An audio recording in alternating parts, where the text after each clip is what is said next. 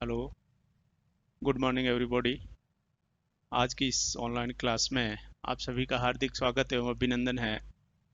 जैसा कि आपको विदित है, हम आज बीए द्वितीय वर्ष के इतिहास प्रश्न पत्र के द्वितीय प्रश्न पत्र के टॉपिक पर अध्ययन कर रहे हैं।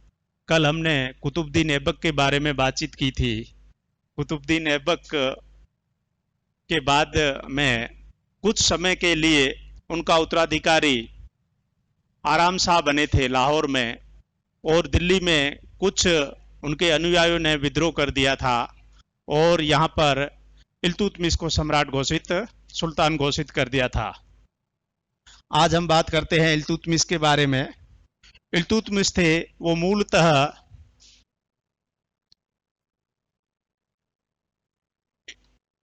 इलबारी इलबारी कबीले से संबंधित थे या इलबारी तुर्क थे, और इल्तुतमिश ऐबक के दामाद थे। कुतुबुद्दीन ऐबक ने इनकी योग्यता से प्रभावित होकर के अपनी पुत्री की शादी इनके साथ कर दी थी, और ऐबक की मृत्यु के बाद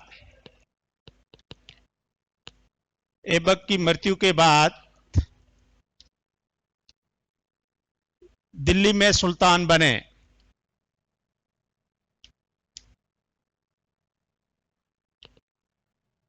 और उसके बाद में उस समय जो लाहौर में ऐबक का उत्तराधिकारी शासन कर रहा था आराम शाह, इन्होंने आराम शाह पर आक्रमण किया और आराम शाह को पराजित कर दिया और राजधानी लाहौर से दिल्ली स्थानांतरित की। आराम शाह को पराजित किया और लाहौर की जगह राजधानी दिल्ली को बनाया। इसके साथ साथ में जो एक प्रमुख तथ्य होता है, जो शासक होता है वो दास नहीं होना चाहिए। तुर्क परंपराओं के अनुसार यदि कोई व्यक्ति गुलाम या दास है तो वह स्वतंत्र शासक नहीं हो सकता। इस कारण 1205-6 ईस्वी में मोहम्मद गोरी का खोखरों के विरुद्ध अभियान हुआ था। खोखरों के विरुद्ध अभियान, उस अभियान में इल्तुतमिश ने अदम्य साहस, बहादुरी और वीरता का प्रदर्शन किया था। तब मोहम्मद गोरी ने ऐबक को आदेश दिया था कि इल्तुतमिश को दास्ता से मुक्त कर दे। तो 1205-6 में खोखरों के विरुद्ध अभियान में इल्तुतमिश ने बहुत ही वीरता, बहादुरी और पराक्रम का प्रदर्शन किया था। इससे मोहम्मद गोरी बहुत खुश हुआ और उसने अपने सूबेदार ऐबक को आदेश दिया था कि वो इल्तुतमिश को दासत्व से मुक्त कर दे।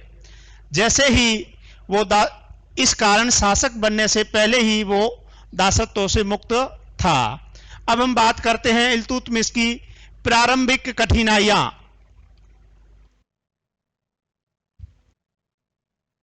प्रारंभिक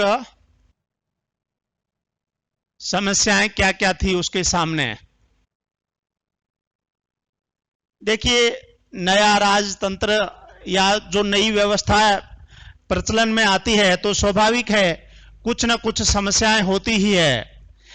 जो ऐबक थे, यद्यपि उन्होंने कई उपलब्धियां और सैनिक कार्य किए थे, लेकिन वो राज्य को पूर्ण रूप से संगठित नहीं कर पाए थे। जो पहली इनके समय की समस्या थी वो थी ताजुद्दीन यल्दोज व नासिरुद्दीन कुबाचा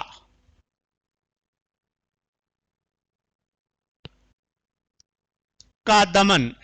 देखिए, जो ये ताजुद्दीन यल्दौज था, यह भी मोहम्मद गोरी का सेनापति था और इसने गजनी पर अधिकार कर लिया था। गजनी जो गोरी का मूल स्थान था, और यह सिंध और मुल्तान का शासक बन गया था। सिंध और मुल्तान, देखिए, मुल्तान और सिंध का शासक नासिरुद्दीन कुबाचा और ताजुद्दीन यल्दौज, ये दोनों ही भारत पर मोहम्मद गोरी के उत्तराधिकारी होने के कारण अपना अधिकार का दावा करते थे।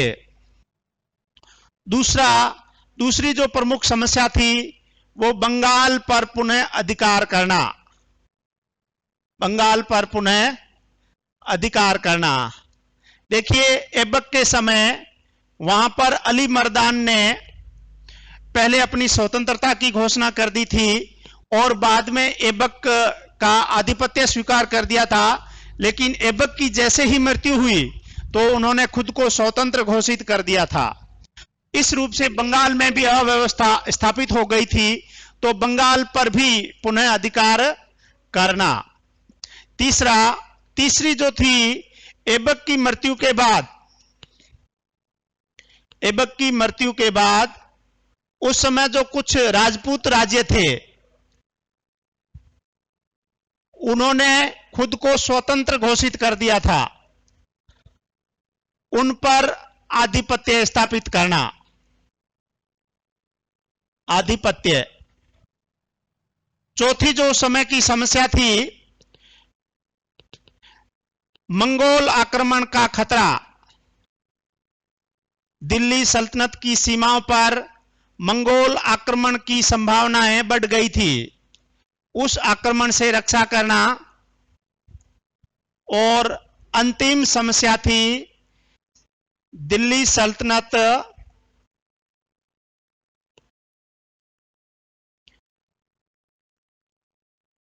के लिए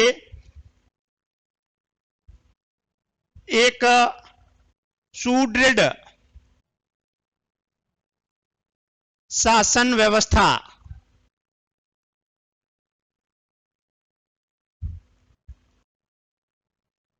स्थापित करना।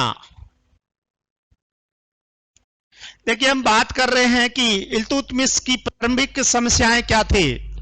इल्तुतमिश की प्रारंभिक समस्याओं पर बात करते हैं तो पहली जो प्रमुख समस्या थी, मोहम्मद गोरी के 3 प्रमुख सूबेदार जो उत्तराधिकारी के रूप में सबसे दौड़ में आगे थे। पहले व्यक्ति का नाम था ताजुद्दीन यल्दौज, जिन्हें मोहम्मद गोरी के बाद में गजनी का शासक बनाया गया। दूसरा जो व्यक्ति था वह था नासिरुद्दीन कुबाचा, उसको सिंध और मुल्तान का राजा बनाया गया। और तीसरा जो व्यक्ति था वो था कुतुबुद्दीन ऐबक, जिसे दिल्ली और लाहौर के आसपास के क्षेत्रों का शासक बनाया गया। चूंकि ऐबक की मृत्यु हो गई थी और ऐबक के उत्तराधिकारी के रूप में इल्तुतमिश थे, तो इल्तुतमिश के सामने ताजुद्दीन यल्दौज और नासिरुद्दीन कुबाचा दोनों ही मानते थे कि जो शेष भारतीय क्षेत्र है उस पर उनका अधिकार है। दूसरी जो समस्या थी वो बंगाल पर अधिकार।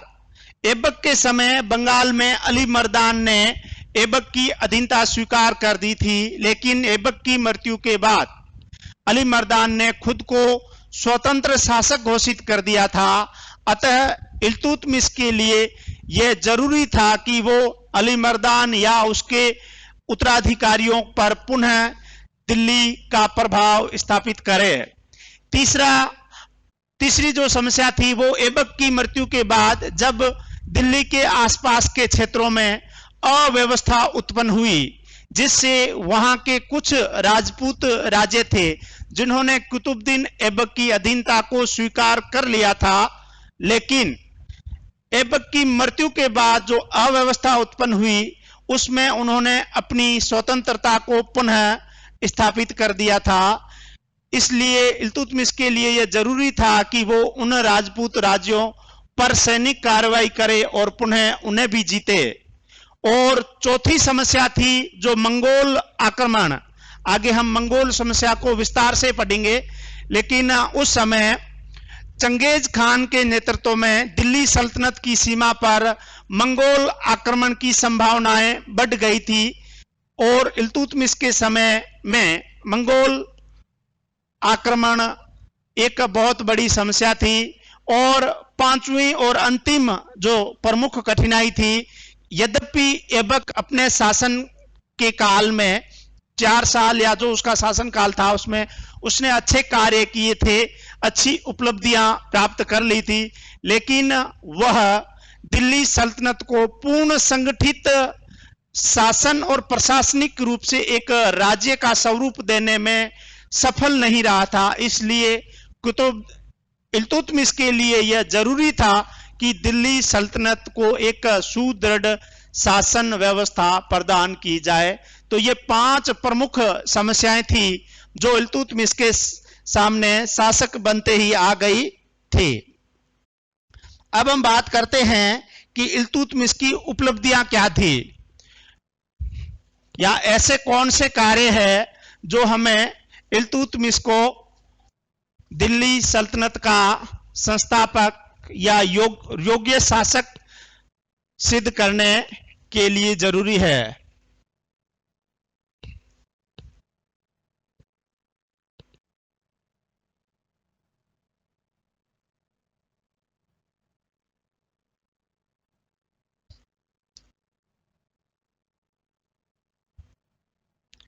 देखिए, इल्तुतमिश ने जो प्रारंभिक विपरीत परिस्थितियां थी उसमें धैर्य, संयम, साहस और बुद्धिमत्ता से कार्य किया। उन समस्याओं से डरकर भागा नहीं, बल्कि डटकर उनका सामना किया। उनकी जो प्रारंभिक और पहली उपलब्धि थी वो ताजुद्दीन यल्दौज का दमन था। ताजुद्दीन यल्दौज का दमन। ताजुद्दीन यल्दौज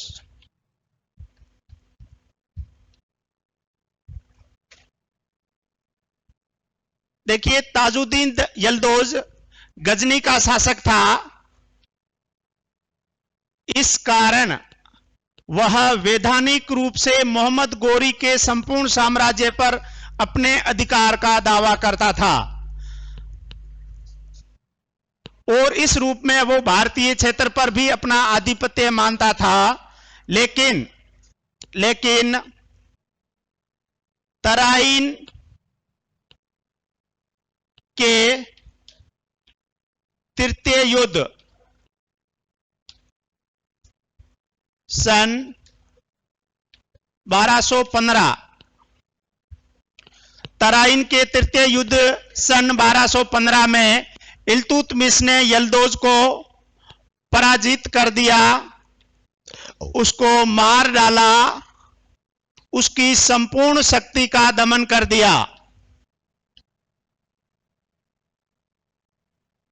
देखिए, मैं बात कर रहा हूं तराइन के तृतीय युद्ध के बारे में।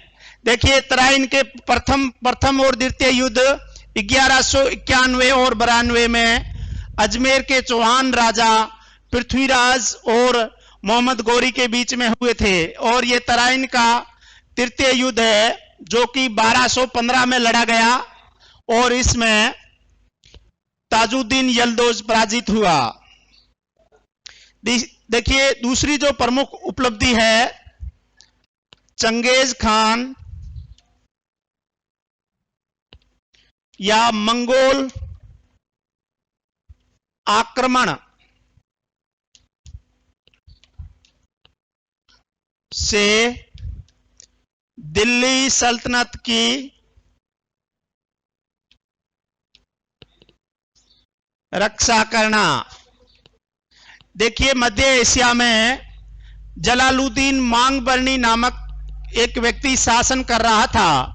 मंगोलों ने उस पर आक्रमण कर दिया और मंगोल लोग मांगबरनी का पीछा करते करते दिल्ली सल्तनत की सीमा पर आ पहुंचे थे। इस स्थिति में मांगबरनी ने इल्तुतमिश से सहायता और शरणागति की मांग की, लेकिन इल्तुतमिश ने बड़ी कूटनीति और रणनीति का प्रयोग करते हुए मांगबरनी को शरणागत एवं सहायता देने से मना किया। साथ ही उसे कहा कि वो मेरे क्षेत्र को छोड़ के चला जाए, नहीं तो उसके सैनिकों और उसकी संपत्ति को जब्त कर लिया जाएगा।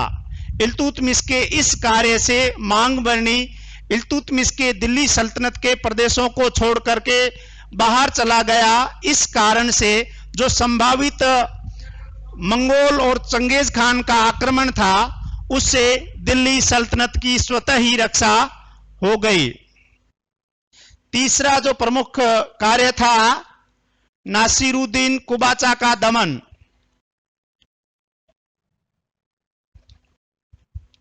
नासिरुद्दीन कुबाचा का दमन। देखिए, जो नासिरुद्दीन कुबाचा थे, ये मुल्तान और सिंध के शासक थे।